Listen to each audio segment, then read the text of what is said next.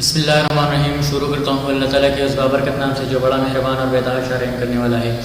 آج کا ہمارا جو ٹاپک ہے، ٹائٹل ہے، لیکچر ہے یا عنوان ہے، وہ ہے نی جوائنٹ اسکائی لائن پروجیکشن یا نی جوائنٹ اسکائی لائن ویو، یا اس کو ہم ٹینجنشل پروجیکشن بھی کہہ سکتے ہیں، یا بکس میں بھی آ سکتے ہیں، یا ایگزامینیشن پوائنٹ آف ویو سے اگر یہی نام آ جائے کہ which one is the second name of the tangential projection.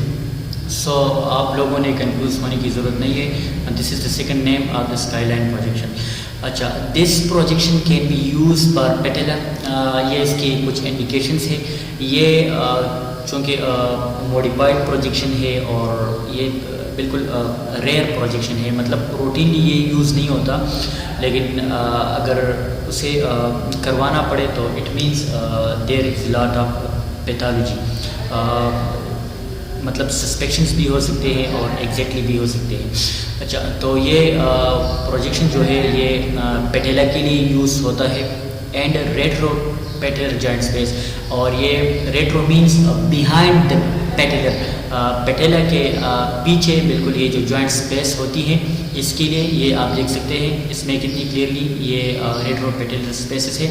یا ریٹرو مینس یا بیہائنڈ یا بیانڈ، مطلب پیٹیلا کے بالکل پیچھے یا اس کے نیچے.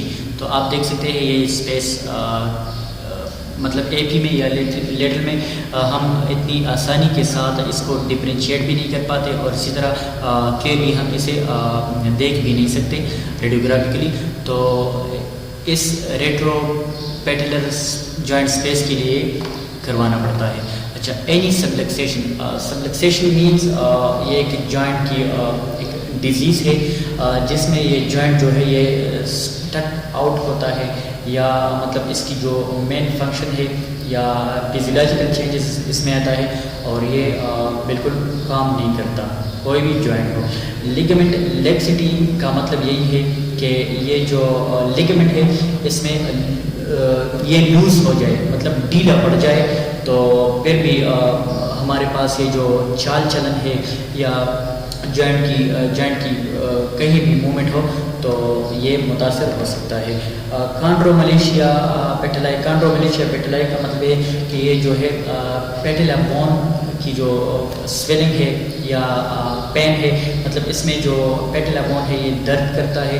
اور درد کیوں کرتا ہے؟ اس کی وجہ یہی ہے کہ تو درد بھی اس لیے کرتا ہے کیونکہ اس میں جو کارٹیلیجز ہوتے ہیں یا مختلف قسم کے لیگمنٹس ہوتے ہیں، تو اس میں سافٹنس آ جاتا ہے اور اس میں جو ہے ریڈکشن آتی ہے. ریڈکشن مینس یہ جو نی کیپ ہے یہ پیٹیلا ہے، اس میں بریک ڈاؤن سٹارٹ ہو جاتا ہے کس چیز کی، ٹیشو کی یا کارٹیلیج کی. تو اسی وجہ سے یہ سافٹ پڑ جاتا ہے اور یہ جو نی کیپ ہے یا پیٹیلا ہے یہ درد شروع کر دیتا ہے.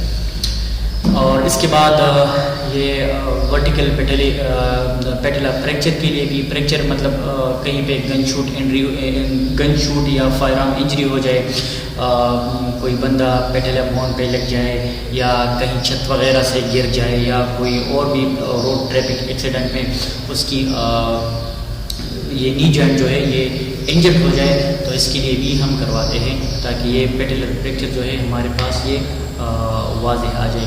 کیونکہ نی جوائنٹ ایمپیڈیٹڈ تو ہم کرواتے ہیں، لیکن اس میں یہ جو نی جوائنٹ ہوتا ہے یہ آلموسٹ سپر امپوزڈ ہوتا ہے فیمر کے اوپر، تو اس لیے اس کو ہم آسانی کے ساتھ ڈائگنوز یا ڈفرینشیٹ نہیں کر پاتے. تو اس لیے یہ جو ہے یہ اسپیسیفکلی اس اسپیس کے لیے آپ اس میں دیکھ سکتے ہیں، اس اسپیس کے لیے. اور یہ جو ٹرائنگولر یا ڈائمنڈ شیپ فگر یا کوئی چیز دیکھ سکتے ہیں، تو یہ کیا ہے؟ یہ ہمارے پاس نی کیپ ہے یا پیٹیلا بون ہے. تو اس چیز کے لیے یہ اسکائی لائن یا ٹینجنشل پروجیکشن کروانا پڑتا ہے.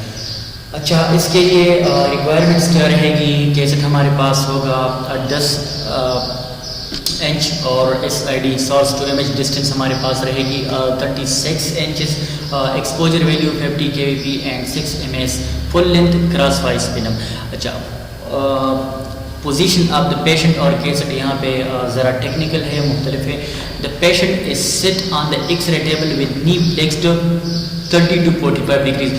پیشنٹ کو ہم بٹھائیں گے یا لٹائیں گے، اور اس کے یہ جو نی جوائنٹس ہے اس میں فلیکشن ہوگی، مطلب یہ فلیکسڈ ہوگی یا بینڈ ہوگی، اور اس میں جو فلیکشن یا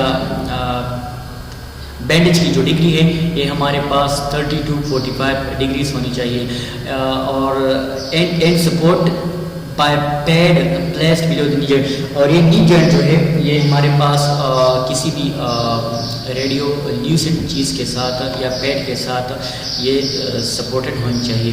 The cassette is held by the patient against the anterior distal femur and supported using the patient by hand and rest on the anterior aspect of the thigh۔ اس کے بعد یہ کیسٹ جو ہے یہ پیشنٹ کو ہم پکڑوائیں گے، بالکل یہ جو انٹیریئر ڈسٹل فیمر ہے، اور ہم اس کو سپورٹ کروائیں گے anterior aspect of the Thai.